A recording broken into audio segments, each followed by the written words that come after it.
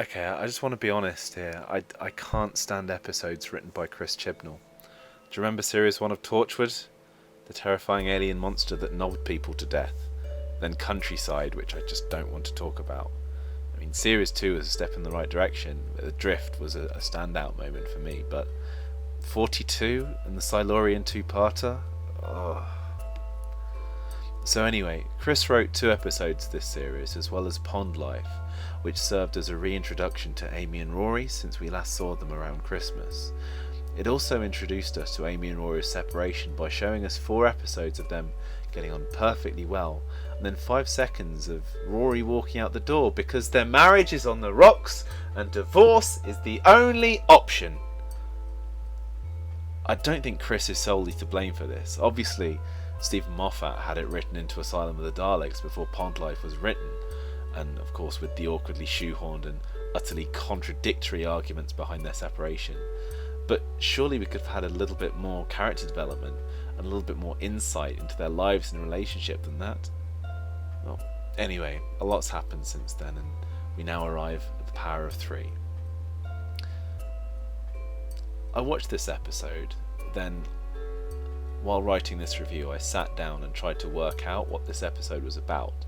On paper, all I got was this: cubes invade Earth, Doctor stops them with screwdriver, Doctor saves humanity, and also leaves some people to die on the spaceship, and unit, and that's it.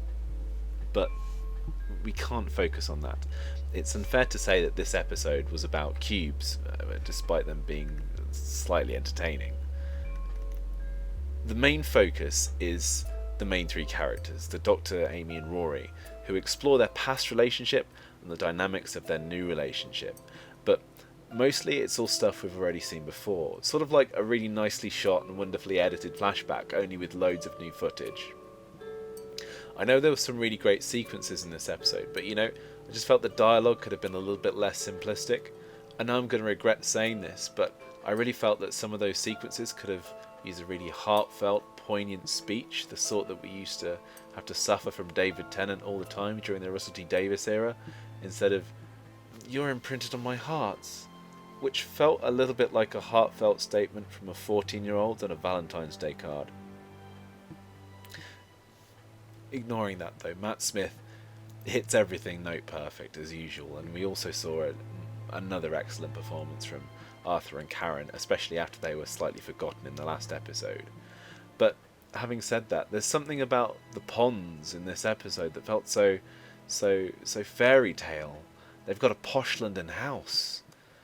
Really? Amy's a model turned journalist, and Rory's a part-time nurse, and we really have to believe that in this utterly harsh economic climate they can both afford such a luxurious house.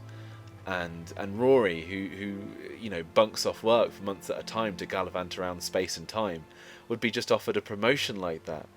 It just doesn't make sense. It seems like the Ponds are living in a complete fantasy world that none of us are a part of.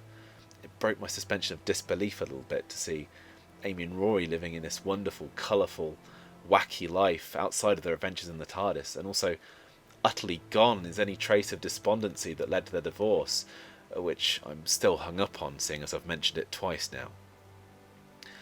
The standout part of the episode, however, Brian Williams.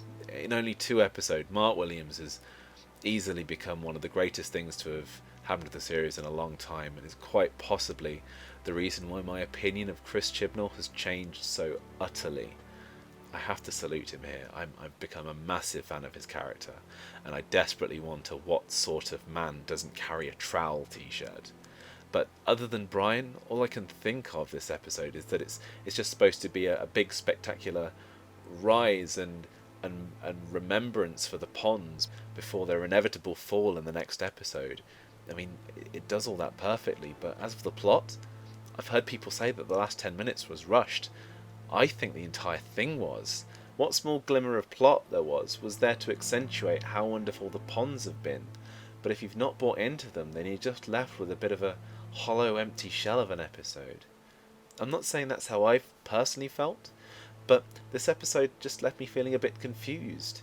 I think the best way I can sum it up is it's one of the best episodes I've ever seen. It just doesn't have a plot. You know, I think I'll be glad when Series 7 is over, because all I can think of is how Doctor Who needs a clean slate, a shot in the arm, something we can all sit down and agree on, and something we can all get behind and love in Doctor Who again. Something. Anything.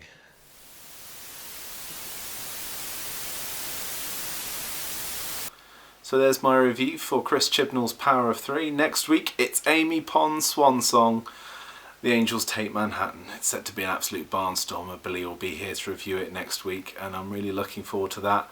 It's pretty much at the top of my Christmas list right now. Anyway, you're going to have to excuse me. I've been having problems with my lights all night, and